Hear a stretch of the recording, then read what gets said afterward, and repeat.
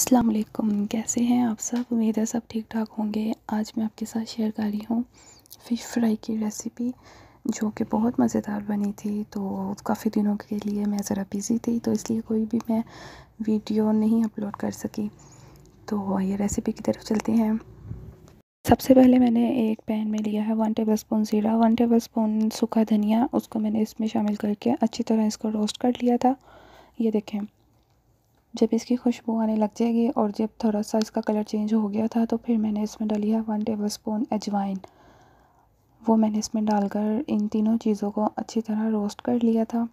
یہ دیکھیں، جب ان کی کلر چینج ہو جائے گا تو آپ ان کو ایک سائڈ پہ اس طرح میں نے ایک کٹوری میں اس کو نکال لیا تھا، اور اس کو تھوڑا سا ٹھنڈا کر کے میں نے اس کا پاؤڈر بنا لیا تھا۔ یہ دیکھیں، بلینڈر میں اس کو ڈالیں، اور اس کا پاؤڈر ہمیں چاہیے، زیادہ باریک نہیں کرنا۔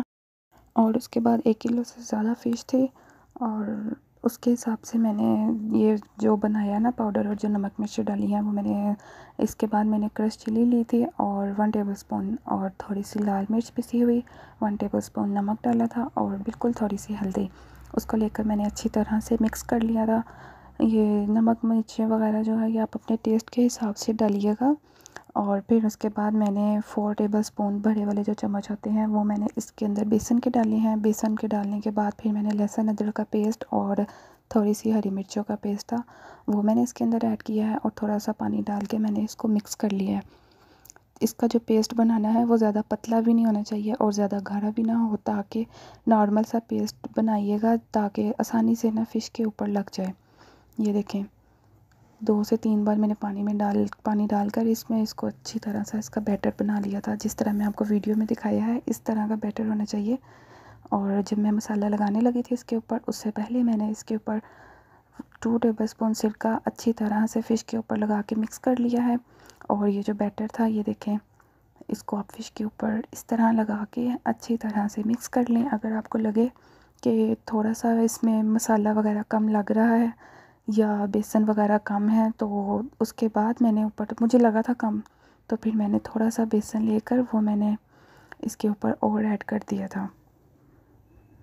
یہ دیکھیں، اس کو اچھی طرح سے لگانا ہے مسالہ اندر تک، اور اس کو میرینیٹ کے لیے یا آپ اوور نائٹ رکھ دیں یا پھر 5 سے 6 گھنٹے کے لیے۔ میں نے 5 سے 6 گھنٹے اس کو اوور میرینیٹ کیا تھا، اور اس کے بعد میں نے اس کو فرائی کیا تھا۔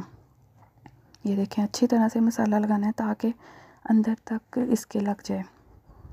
اور پھر اس کے بعد 5 سے 6 گھنٹے میں نے اس کو میرینیٹ کیا ہے۔ پھر میں نے ایک کڑھائی میں آئل لیا اور 1 بائی 1 کر کے میں نے اس کو فرائی کر لیا تھا۔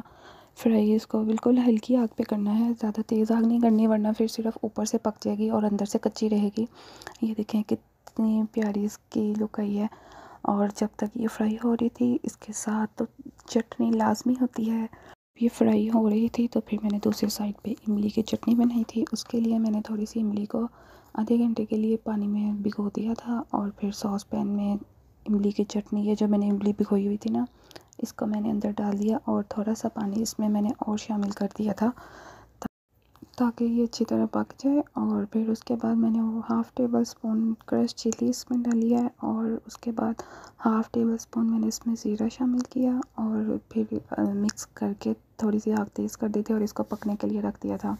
جب یہ پکنا شروع ہو گیا تھا، 1 بڑا چمچ میں نے چینی کا لیا، وہ میں نے اس میں ڈال دیا، اور پھر اس کو اچھی طرح سے مکس کر کے رکھ دیں۔ جب یہ اچھی طرح پک جائے گی، اور تھوڑا سا میں نے کارن فلور لیا ہے، 1 ٹیبل اسپون ہوگا، اس کو پانی میں مکس کر کے میں نے اس میں ڈال دیا تھا۔